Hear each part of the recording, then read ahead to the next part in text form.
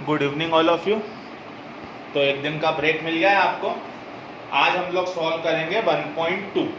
तो अगर आपके पास अगर डाउनलोड नहीं हो रही तो आप है ना नेट से 1.2 डाउनलोड कर लेना। अगर मेरी वाली दी गई लिंक से डाउनलोड नहीं हो रही है तो हम लोग क्वेश्चन स्टार्ट कर रहे हैं।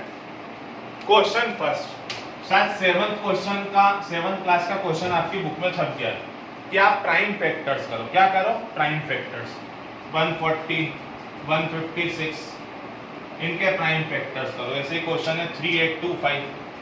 तो बेटा प्राइम फैक्टर्स तुम मेरे से कराओगे तो मेरे को भी शर्म आएगी और तुमको तो आना ही चाहिए।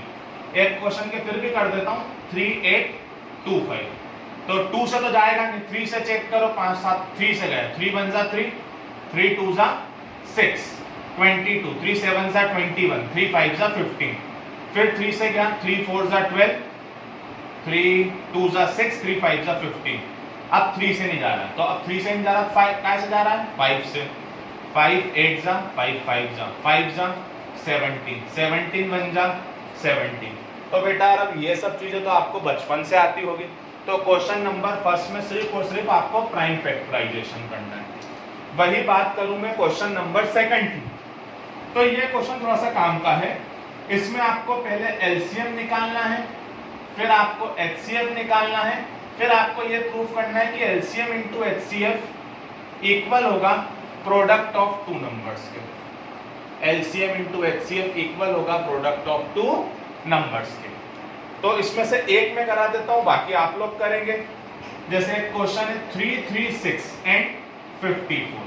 तो आप सबसे पहले इसका एचसीएफ ले लो, 54 और 336। तो याद है अपन लोगों ने लिया था, कैसे लिया था? 54 6 जा 6 4 जा 24, 232, 6 जा 324, बचा कितना? 12। ऊपर से क्या आया? 54, 12 4 जा 48, बचा कितना? 6 12, 6 2 जा 12। शायद खत्म। तो आपका एचसीएफ आ गया 6। अब आप लोग क्या लेंगे? अब आप लोग इन्हीं का ले लीजिए एलसीएम। अब आप इन्हीं का ले लीजिए एलसीएम। तो एलसीएम किस किस का? 336 और 54 का। आता है एलसीएम लेना कि वो भी सिखाना पड़ेगा? 2 से 2 1 जा 2 6 जा 2 8 जा 2 से 27, फिर 2 से गया 84 27, फिर 2 से गया 42 27, फिर 2 से गया 21 27, फिर 3 से गया 7 9, फिर 3 से गया 7 3, फिर 3 से गया 7 1, फिर 7 से गया 1 1। तो एलसीएम कितना आ गया? 2 इंटू 2 इंटू 2 इंटू 2 4 बार, इंटू 3 इंटू 3 इंटू 3 3 बार, इंटू 7। क्या आप इन सब का मल्टीप्लाई कर लेंगे? इन सब चीजों में मेरा टाइम मत बिगाड़ो। क्या आप इन सब का मल्टीप्लाई कर लेंगे? जैसे ही आप इन सब का मल्टीप्लाई करें, सबसे पहले आप निकालना एलसीएम इंटू एचसीएफ। कर लोगे एलसीएम इंटू एचसीएफ, फिर आप निकालना product of two numbers. Product of two numbers मतलब 336 इंटू 54। तो जितना एलसीएम इंटू एचसीएफ आएगा उतना ही क्या आना चाहिए? Product of two numbers. तो निकाल लोगे ये चीज। तो ये अच्छे से ध्यान रखना, एलसीएम इंटू एचसीएफ काय के इक्वल होता है? प्रोडक्ट ऑफ टू नंबर्स के। ये खाली 2 नंबर्स के लिए चलता है, 3 नंबर्स के लिए नहीं चलता है। क्वेश्चन नंबर थर्ड बहुत ही ज्यादा सरल है। एक बार ट्राई करना, इनका एलसीएम और एचसीएफ लेना है। नहीं आएगा तो मैं करा दूंगा। इंपॉर्टेंट क्वेश्चन है 4th 5th 6th 7th। इन 4 में से एक क्वेश्चन आने के चांसेस हैं परीक्षा में। Question number 4, HCF 306 657 equal to 9, LCM 306 657 equal to question mark. बेटा इस क्वेश्चन का मतलब है कि 306 और 657 का एचसीएफ 9 है, तो 306 और 657 का एलसीएम क्या होगा?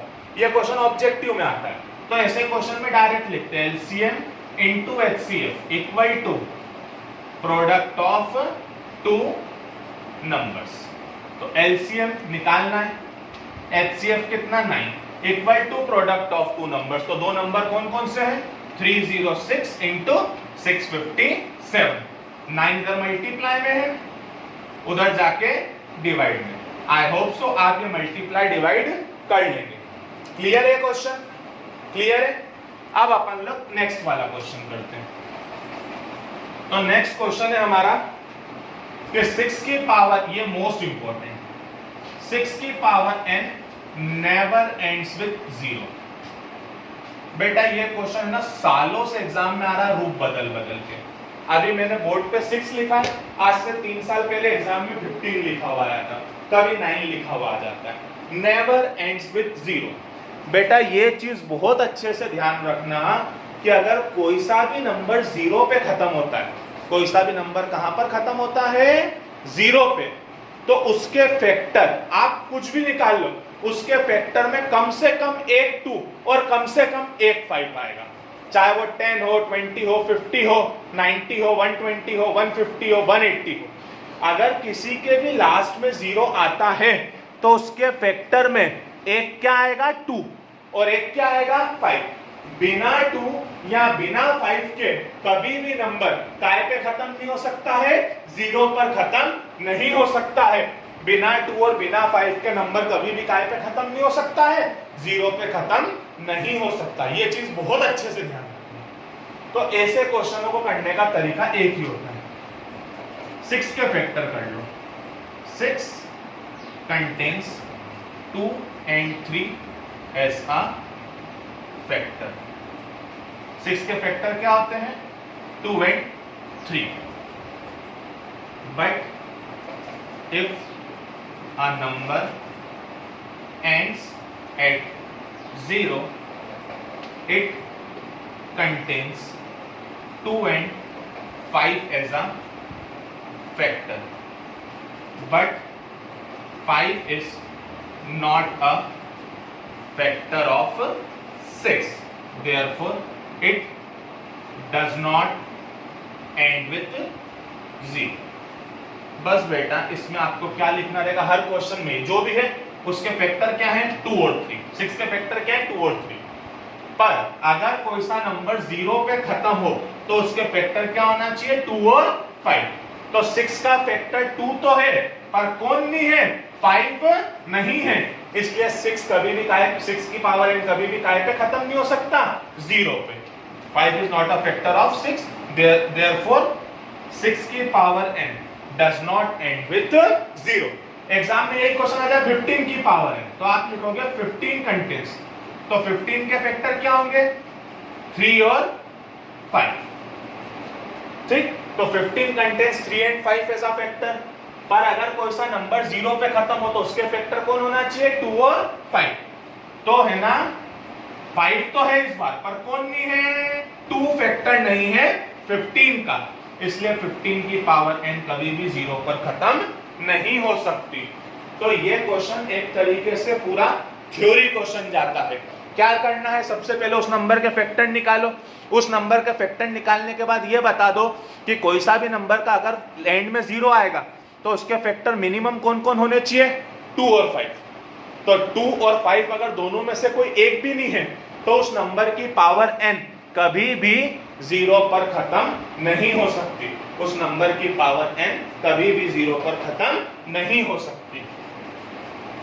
अगला क्वेश्चन देखना, क्वेश्चन नंबर 6, कि आप ये प्रूफ करो कि ये कंपोजिट नंबर है। क्या प्रूफ करो कि कैसे नंबर है, कंपोजिट। अरे कंपोजिट पता है कि नहीं पता है, 2 तरह के नंबर होते हैं, प्राइम और कंपोजिट। जो किसी की टेबल में नहीं जाते हैं वो प्राइम, और जो किसी की टेबल में जाते हैं वो कंपोजिट। जब भी आपसे ये बोले कि आप ये प्रूफ करो कि ये नंबर कंपोजिट है, जब भी आपसे ये बोले कि आप ये प्रूफ करो कि नंबर कंपोजिट है, तो उसमें से कुछ कॉमन ले लो। उसमें से क्या ले लो, कुछ कॉमन। जैसे एक टर्म ये है, एक टर्म ये है, दोनों में से 13 कॉमन, तो यहां से बच गया 7 × 11, यहां से 13 चला गया, कुछ नहीं बचा, मतलब 1। 13 कॉमन आ गया, 13 कॉमन आ गया, मतलब therefore it is divisible by 13। ये कैसे डिविजिबल होगा, मिनिमम 13। और अगर कैसे डिविजिबल है मतलब ये कैसा नंबर होगा, कंपोजिट। अगला क्वेश्चन क्या इसी में, 7 × 6 × 5 × 4 × 3 × 2 × 1 + 5। ये एक टर्म, ये एक टर्म, 5 कॉमन, 7 × 6 × 4 × 3 × 2 × 1 प्लस 5 गया 1। क्या कॉमन आ गया, 5। 5 कॉमन आ गया, इसका मतलब ये काय से डिविजिबल है, 5 से। और अगर काय से भी डिविजिबल है तो ये कैसा नंबर होगा? Composite number. आ रही है बात समझ में? अगर किसी की टेबल में भी जाता है तो कैसा नंबर होगा?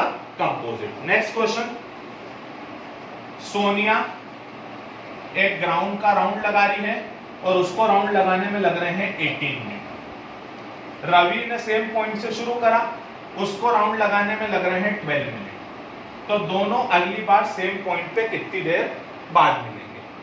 तो बेटा जब भी ऐसा है ना क्वेश्चन आए कि राउंड लगा रहे हैं और कितनी देर बाद मिलेंगे अगली बार सेम पॉइंट पे, तो ऐसे क्वेश्चनों में अपन लोग लेते हैं एलसीएम। तो I hope so LCM of 18 and 12 जो ले लोगे उतनी देर बाद ही मिलेंगे। तो 18 और 12 का एलसीएम लेना आता है आप लोगों को, तो 18 और 12 का एलसीएम ले लेना, आएगा 36। तो दोनों अगली बार स्टार्टिंग पॉइंट पे कितनी देर बाद मिलेंगे? तो दोनों अगली बार स्टार्टिंग पॉइंट पे मिलेंगे 36 मिनट के बाद। 1.1 का क्वेश्चन नंबर 3 रह गया था, वर्ड प्रॉब्लम। इसमें आपको देके रखा है कि एक आर्मी है जिसमें 616 मेंबर है जो 32 परेड वालों के पीछे घूम रहे हैं। तो कितने कॉलम बनेंगे? तो नंबर ऑफ कॉलम, ऐसे जब भी नंबर ऑफ कॉलम्स पूछे कितने लोग पीछे घूम रहे होंगे तो ऐसे क्वेश्चन में आप ले लेना HCF। क्या ले लेना? HCF। तो 32 और 616 का HCF ले लेना, तो जो भी उनका HCF आएगा उतने ही क्या होंगे? Number of columns. जहां भी डाउट हो स्क्रीनशॉट लेके भेजो, ठीक? Good day.